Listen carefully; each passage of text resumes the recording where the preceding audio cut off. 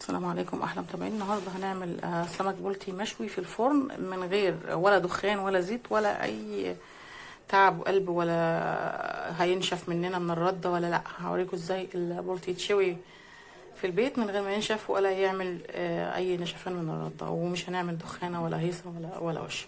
طبعا نضفنا السمك البلطي وهنشطفه وهنتبله بقى ونشوف هنعمل ايه. فرمت كده بصل وجزر وطماطم، طبعا عصره ليمونه والتتبيله بقى اللي انا بعتمدها. تمام. هنزل بقى الاول التتبيله بتاعتي كده، معلقه كبيره كده حلوه مليانه توابل كده محطمه. مش هنزل بكل الخضار كله، لا، عشان لسه عاوز هعوزه تاني. هنزل كده بالرشه الكبيره دي بالبصل والجزر المفروم كده، طماطم الجزر المفروم تمام قصدي، والطماطم المفرومه كده خلاص.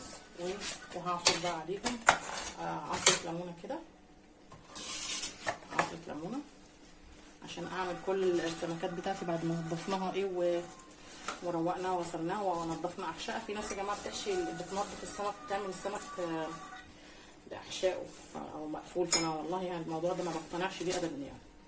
خلاص انا بعصر كده الليمونه وهنزل بالخضار بتاعي وابتدي احشي السمكات بتاعتي واقلبهم الاول بقى التتبيله، وفي نفس الوقت في صاج بتاعي مدهون بالزيت هنفسي عشان احطهم في الفرن، ومولعه الفرن طبعا على اعلى درجه حراره. هخلط الخلطه بتاعتي كده كلها ميكس بعضها كده تمام، وهروح اجيب بقى الصاج بتاعي علشان اللي انا دهناه زيت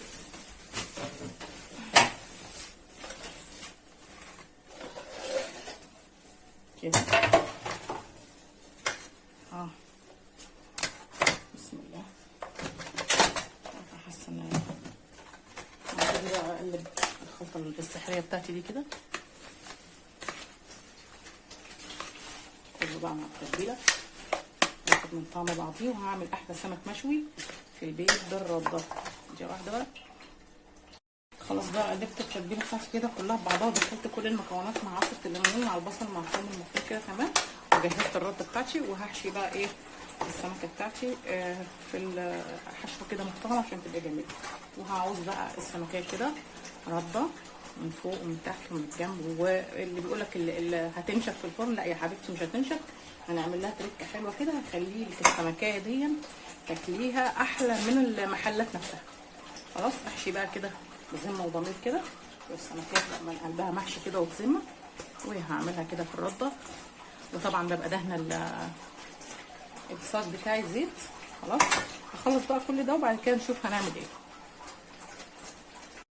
خلاص بقى حشيت السمك بتاعي ومليته بقى رده كده، وهحطه في الفرن على اعلى درجه حراره، وبعد كده نشوف هنعمل ايه بعد ما يطلع من الفرن. خلاص بقى هاخد من نفس الحشو هو اللي جواه اللي حشيتها ببطنها بصل طماطم وثوم مفروم، وهعصر عليها ليمونه وهعصر عليها معلقه خل. اغسل بقى عصرت 4 ليمونات ومعلقتين خل كده، واحط كده شويه ملح وكمون عشان ما تبقاش الدقه دلعه ومسخه كده وهي محطوطه بره كده. خلاص بقى دي كده السمك اول ما يخرج ان شاء الله سخنه مش هجيبه من احلى تتبيله من دي، هيبقى تحفه جدا وزي اللي بنشتريه من بره واحسن كده. طلعت بقى السمك بتاعي اهو زي ما انتم شايفين كده خشمونيوم عشان معمول في الفرن وانا فاتحه عليه الشوايه. طب هنعمل بقى، بصوا بقى الريحه اول ما هحط يا لهوي على الريحه، بسم الله. وسامعين التش يا خبر، بسم الله الرحمن الرحيم كده تمام. وهنزل على السمك عشان النشفان ده يروح، وفي نفس الوقت هتبقى يعني تركه حلوه وتطعيمه حلوه للسمكه. يا لهوي على الريحه، لو شامين نفسي اوصل لكم الريحه كمان، يعني يا ريت الريحه توصل لكم اهي زي ما انتم شايفين كده. الله، السمكيه هنزل كده عليها عشان تاخد الطراوه تاني من التتبيله دي، وفي نفس الوقت زي ما انتم شايفين.